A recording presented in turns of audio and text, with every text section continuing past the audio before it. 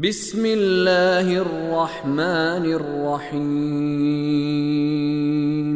فَإِذَا بَرِقَ الْبَصَرُ وَخَسَفَ الْقَمَرُ وَجُمِعَ الشَّمْسُ وَالْقَمَرُ يَقُولُ الْإِنسَانُ يَوْمَئِذٍ أَيْنَ الْمَفَرُ۔ پس جب آنکھیں پتھرا جائیں گی اور چاند بے نور ہو جائے گا اور سورج اور چاند ملا دیے جائیں گے تو انسان اس دن کہے گا بھاگ کر کہاں جاؤں۔ گزشتہ درس میں ہم نے آیت نمبر 10 کے الفاظ کے معانی بھی آپ کی خدمت میں عرض کر دیے تھے، اور ہم نے عرض کیا تھا کہ یقول الانسان یومئذ این المفر، اس دن انسان کہے گا کہ بھاگنے کی جگہ کہاں ہے، جائے فرار کہاں ہے، بھاگ کر کہاں جاؤں۔ یہاں پر ہم قرآن مجید سے ایک تصور جو ہمیں ملتا ہے قرآن مجید کی مختلف آیات سے، وہ آپ کی خدمت میں عرض کرنا چاہیں گے۔ انتہائی اہم ہے، توجہ فرمائیے گا۔ قیامت کے دن انسان وہی شخصیت لے کر اٹھے گا، وہی عادات، وہی صفات کہ جو اس نے دنیا میں اپنے اندر پیدا کی تھی، جس کو ہر وقت جھوٹ بولنے کی عادت تھی، بات بات پر جھوٹ بولا کرتا تھا۔ قیامت کے دن یہی شخصیت، جھوٹ بولنے والی شخصیت لے کر اٹھے گا۔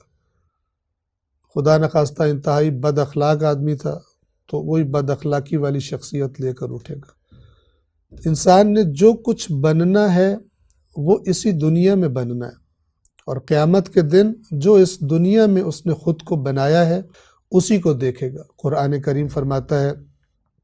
یوم ینظر المرء ما قدمت یداہ، اس دن انسان دیکھے گا وہی چیز کہ جو اس کے ہاتھوں نے آگے بھیجی ہوگی۔ توجہ فرمائیے، یہ جو فرمایا این المفر، انسان کہے گا فرار کی جگہ کہاں ہے، یہ جملہ بھی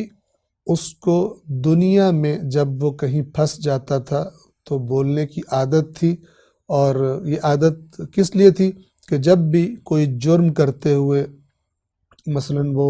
پکڑا جاتا تھا یا اس کا گھیراؤ ہو جاتا تھا یا اس کی گرفتاری کا اندیشہ ہو جاتا تھا، تو وہ اتنا چالاک تھا اور اتنا طاقتور تھا کہ فوراً کوئی نہ کوئی فرار کی جگہ، بھاگنے کی جگہ، سزا سے اور گرفتاری سے اور پکڑے جانے سے بچنے کی جگہ ڈھونڈ لیتا تھا، جائے فرار ڈھونڈ لیتا تھا۔ تو جب بھی کوئی مسئلہ درپیش آتا تھا فوراً وہ کہتا تھا کہ اس میں سے، یہاں سے فرار کرنے کا، جہاں پھنس گئے یہاں سے نکلنے کا کون سا راستہ ہے۔ قیامت کے دن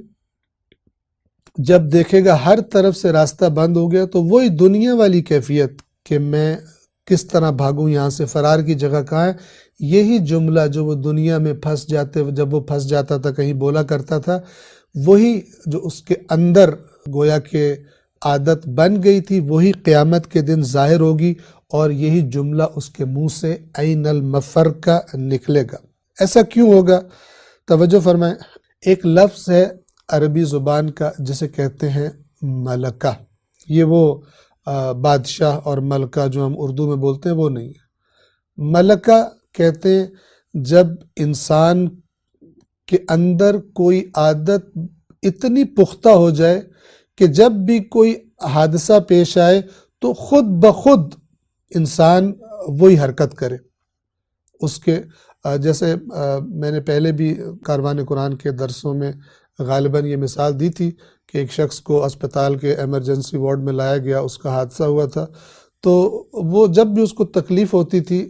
درد اٹھتا تھا شدید، تو وہ گالیاں نکالتا تھا۔ تو ایک دوسرے شخص کو لایا گیا، اس کا بھی کوئی شدید ایکسیڈنٹ، کوئی حادثہ ہوا تھا اس کے ساتھ، اور اس کو بھی جب زور سے تکلیف ہوتی تھی تو وہ یا اللہ اکبر اس کے منہ سے نکلتا تھا۔ اس مثال سے آپ اندازہ لگا سکتے ہیں کہ یہ ملکہ ہو جانا، کسی چیز پر انسان کو ملکہ حاصل ہو جائے، اس کا مطلب یہ ہوتا ہے کہ جب بھی کوئی حادثہ پیش آئے گا خود بخود وہی حرکت کرے گا، وہ اس کا رد عمل خود بخود وہی ہوگا۔ قیامت کے دن انسان کے ملکات، ملکہ کی جمع ہے ملکات، یعنی وہ چیزیں جو وہ اپنے اندر پختہ کر چکا تھا وہ قیامت کے دن ان کا ظہور ہوگا، یعنی وہ جو قیامت کے دن شخصیت ہوگی اس کی وہ جو پوشیدہ عادات تھی جو اس کے اندر تھی، ویسے لوگ مثلا اگر دنیا میں اس طرح نہیں بھی دیکھ سکتے تھے تو وہ ملکات قیامت کے دن ظاہر ہوں گے۔ اب یہ جو ہے جو کہہ رہا ہے کہ فرار کی جگہ کہاں ہے، یہ بھی اس کے اندر جو اس نے ملکہ پیدا کر لیا تھا، جب بھی پھنستا تھا میں نکل جاؤں گا، قیامت کے دن بھی یہی جملہ خود بخود اس کے منہ سے نکلے گا کہ جائے فرار کہاں ہے، اگرچہ فرار کرنے کی جگہ نہیں ہوگی۔ انشاءاللہ اس کو آئندہ درس میں بھی جاری رکھیں گے۔ والسلام علیکم ورحمۃ اللہ وبرکاتہ۔